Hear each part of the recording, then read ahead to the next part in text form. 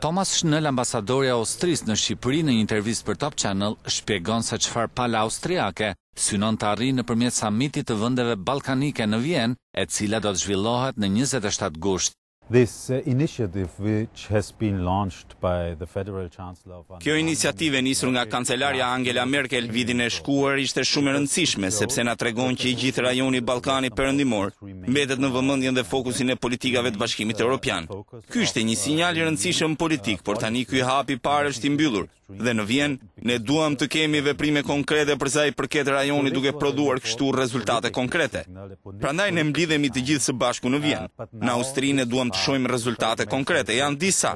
Ne jemi duke punuar shumë si organizatorë që çfarë do të diskutohet, të shikojë dritën e implementimit. I gjithë samiti do të ketë si moto konektivitetin, ndërlidhjen.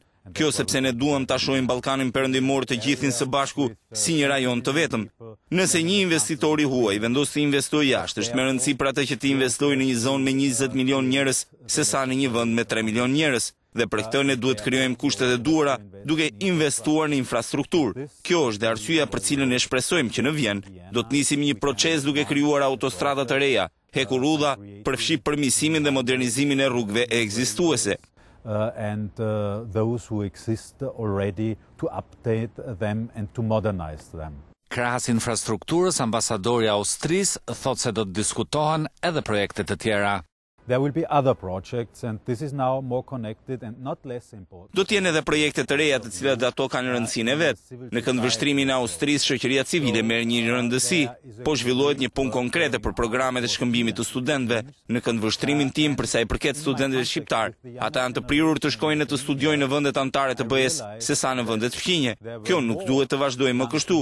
Ju duhet njiheni me fqinjët tuaj, gjeneratën e re në këto vende, duke ndërtuar kështu besim, gjë e cila do të minimizoj paragjykimet të cilat mund të ekzistojnë. Kjo është e rëndësishme dhe prandaj mendoj se ky shkëmbim studentësh është i rëndësishëm. Austria i kushton një rëndësi të veçantë zhvillimit ekonomik në rajon dhe problemeve që lidhen me papunësinë. Austria ka një model të suksesshëm që e mban papunësinë tek të rinjt në nivele të ulta nëpërmjet asaj që ne e quajmë sistemi dual profesional. Ky mbase ose mund të jetë modeli që mund të transferohet dhe të përbëjë interes për vendet e rajonit.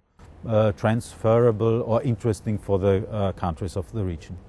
Drejtori politik i Ministrisë së Jashtme të Austrisë, Jan Kicker, dhe drejtori për Ballkanin Perëndimor, Johan Sattler, disa javë më parë kanë vizituar Shqipërinë dhe janë takuar me kryeministrin Rama dhe liderin e opozitës Basha. Diplomati austriak tregon qëllimin e kësaj vizite. It was mainly to prepare the conference in Vienna. Ishte kryesisht për në kuadër të përgatitjeve për konferencën në Vjenë. Ata kanë patur gjithashtu takime edhe në vende të tjera të rajonit. Kjo ishte arsyeja pse ata nuk u takuan vetëm me kryeministrin, por edhe me ministrin e jashtëm Bushati, i cili është koordinatori politik në këtë proces. Pra u fol për finalizimin e konferencës. Zoti Kicker përdori këtë mundësi për të marrë një fotografim të situatës së brendshme në Shqipëri. Pastaj ai zhvilloi edhe një takim me zotin Basha. Për këtë vizitë është raportuar në media se këta zyrtar austriak i kanë dorëzuar kryeministrit 6 dosje me të dhëna se një zyrtar i lartë është përfshirë në afera korruptive. A është e vërtet një gjë e tillë? I'm here now for 2 years and I'm always surprised how rumors, also in Vienna, but especially here, how rumors can develop in this country. Jam këtu që prej 2 vitesh dhe jam i surprizuar se si thashë themet në Vjenë, por veçanërisht këtu si ato përhapen. Jam përqeshur. Unë ju siguroj se asgjë e kësaj natyre nuk është e vërtet dhe asgjë nuk ishte dorëzuar askujt. Nothing has been handed over to whomever, if I may say so.